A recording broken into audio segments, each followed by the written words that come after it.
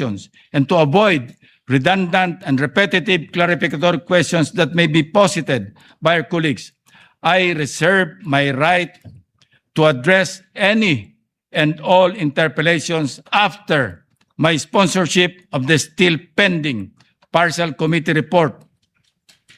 Dalawa na lang po, 2 or 3 more. At pwede nang i-file sa Bills and Index Division ng Senado ang partial committee report. Until then, Mr. President, I am not yet yielding the floor. Thank you, Mr. President.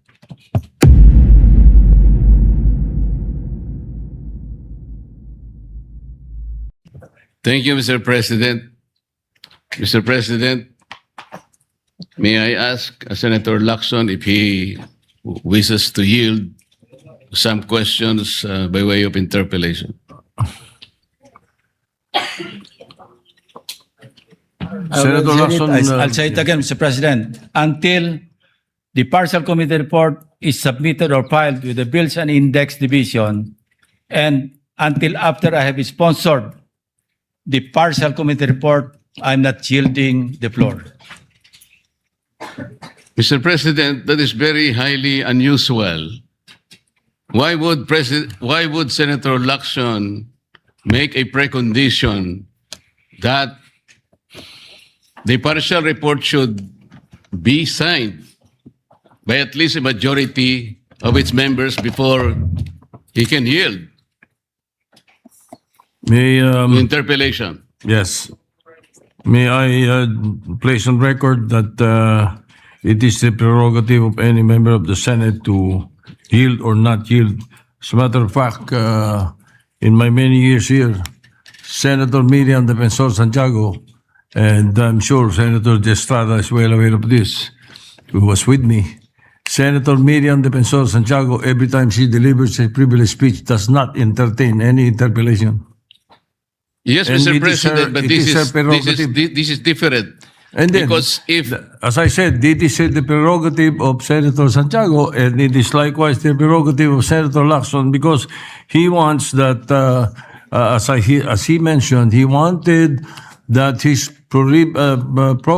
partial committee report be reported out and sponsored before he can answer any questions to that effect. Mr. President, if Senator Lacson would just say that he doesn't want to be interpellated, that will be okay with me. But he should not make a precondition that his unwillingness is conditioned upon whether or not the partial report should be signed by the majority.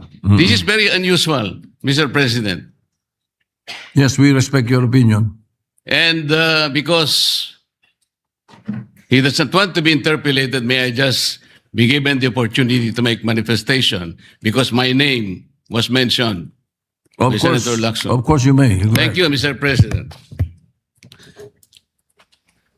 Mr. President, I cannot speak for our colleagues why they hesitate or even refuse to sign the partial report he allegedly disseminated to the members.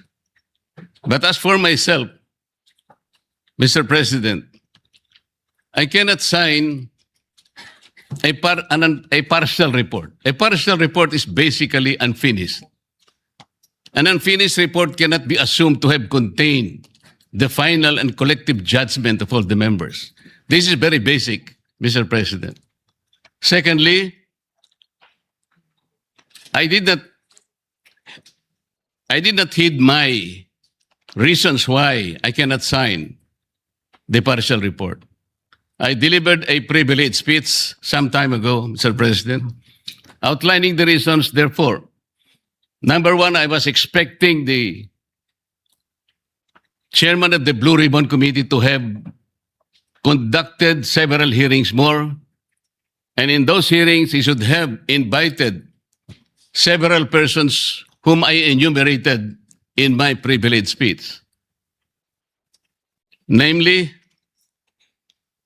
Yusek Adrian Bersamin, Yusek Jojo Cadiz, former Governor Luis Chavez Singson,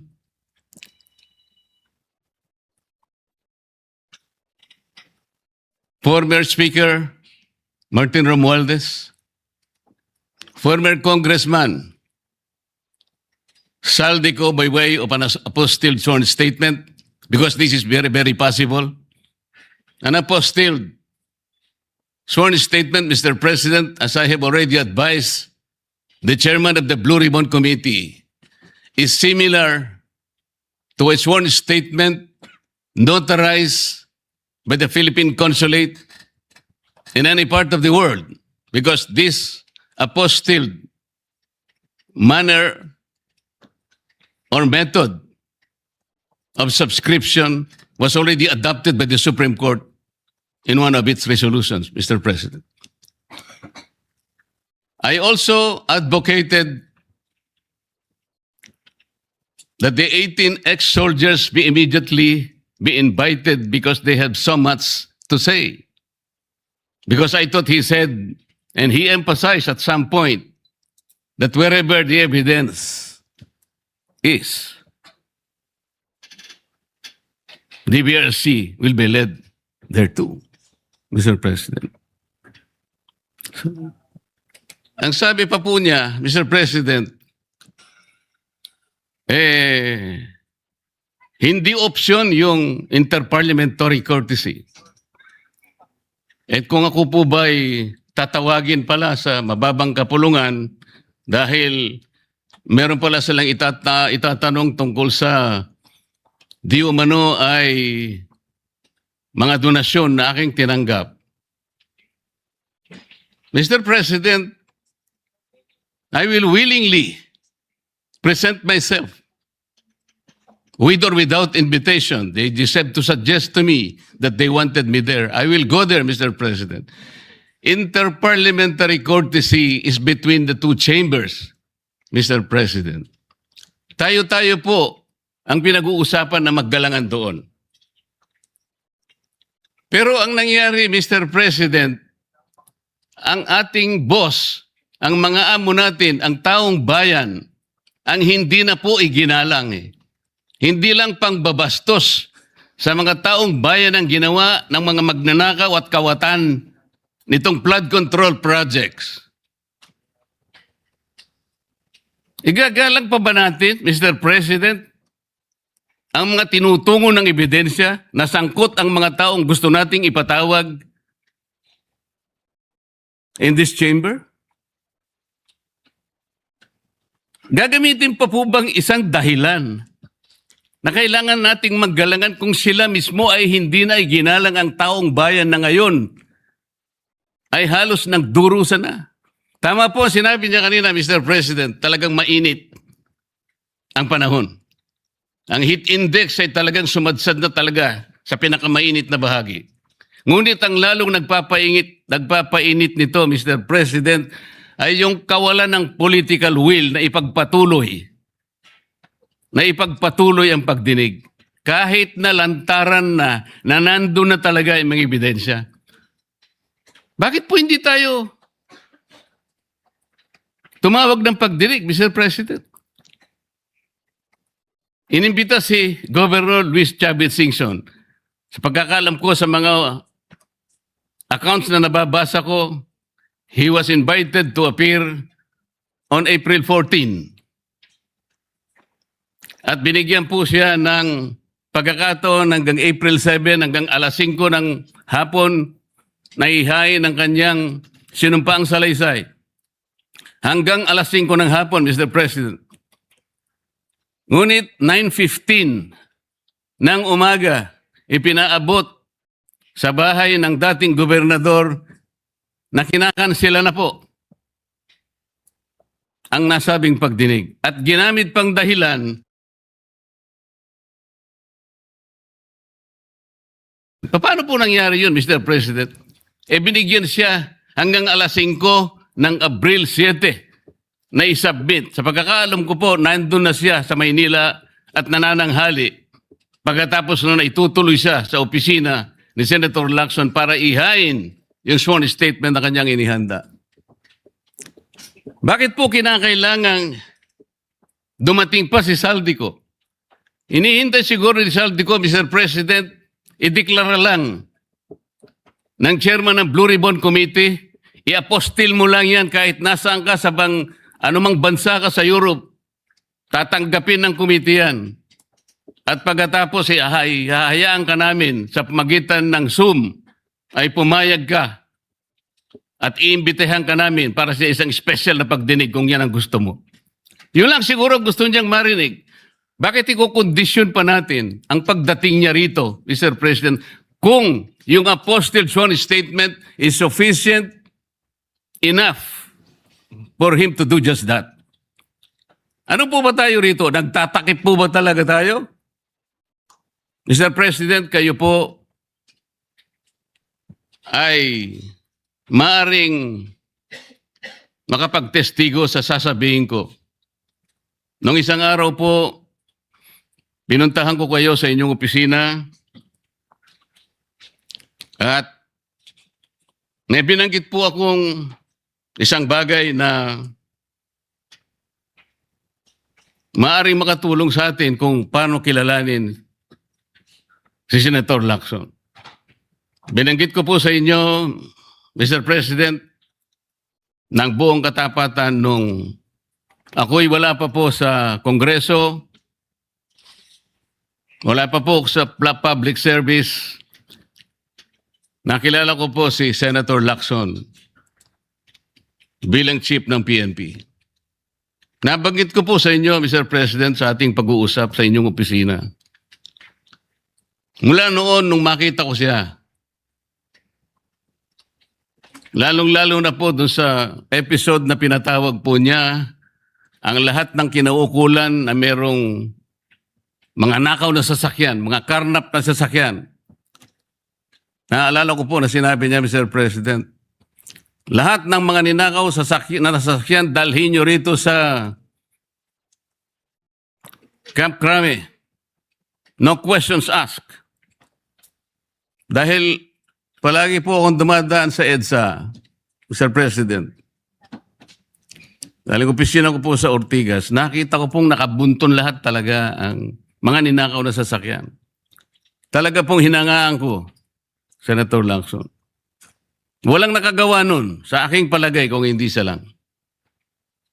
Di ba, Mr. President, sinabi ko pa sa'yo, sayang wala nakako yung aking kaibigan, yung dating mayor ng Marikina, Bayani Fernando. Dahil kinausap ko po siya. Sabi ko, Bayani, alam mo, yung ginagawa mo sa Marikina, gusto ko rin eh. At yung ginagawa ni Chief PNP, Ping Lacson, gusto ko din yun. Ayaw mo ba siyang kausapin na kayong dalawa tumakbo? Si Ping Lacson ang president, ikaw naman ang vice president. Kinuwento ko sa iyo yan, Sir President. Bakit ko po sinasabi ngayon ito, Ginoong Pangulo? Nung umpisa po talagang ganong na nakita ko po eh. Yung kanyang kagustuhan na maayos natin ang ating bansa. Yung sinasabi niyang track record, maring nung umpisa nandun po yun eh. Hindi ko ikukwento ito kung hindi talagang hinangaan ko siya. Noon. Pero bakit ngayon po ay nagkaiba, Mr. President? Parang yung pedestal na aking hinangaan, yung alamat na nandoon, unti-unting gumuho. Nalulungkot po ako at nangyari yun, Mr. President. Ang sabi ko pa nga eh, hindi ba tayo dapat maglaban-laban dito eh. Ang kapakanan ng mamamayan ng ating bansa, ang importante rito po eh.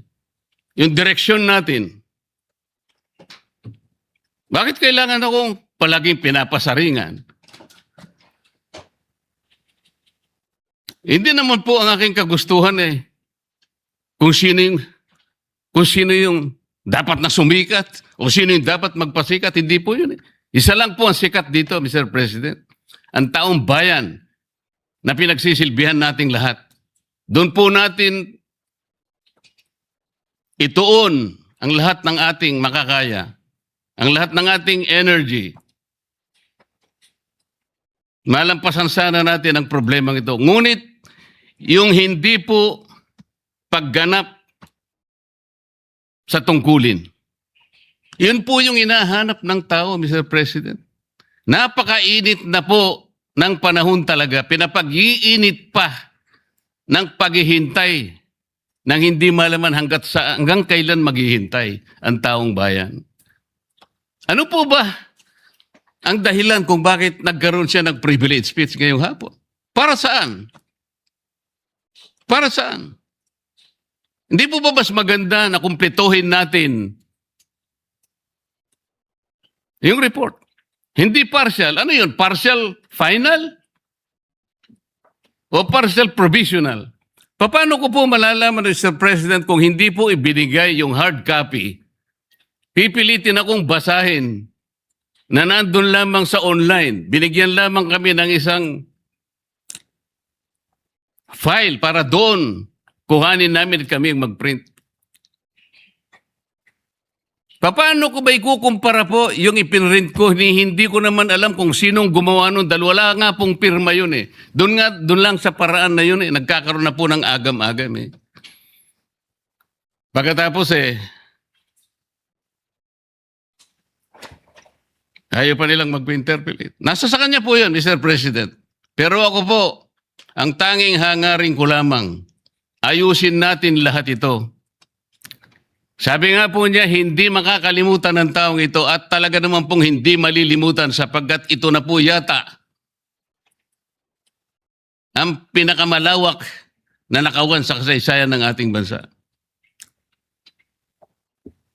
Salamat po, Mr. President.